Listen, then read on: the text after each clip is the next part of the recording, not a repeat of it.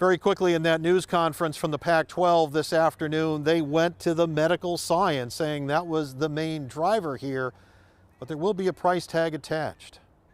I've been involved in cardiac screening research for a couple decades. Dr. Jonathan Dresner spoke with our Chris Daniels this morning. He's the director of the Center for Sports Cardiology at the UW. And I can't remember a time where in such a short period we've identified so many athletes with a condition that we know can cause arrhythmias or even sudden cardiac arrest.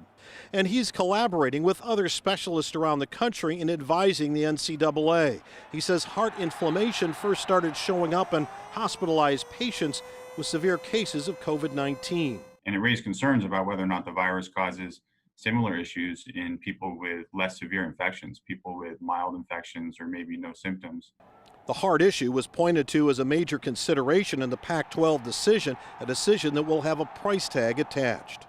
The University of Washington ranks 19th in the Forbes list of the 25 most robust college football programs, averaging $92 million in revenue over 3 years and making a profit of $43 million in those years.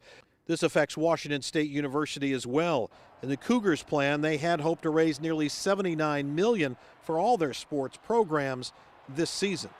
The unanswerable question right now, will there be college sports in the Pac-12 starting in January of 2021? That depends on a lot of unanswered questions. What's the status of the vaccine? Who gets the vaccine first?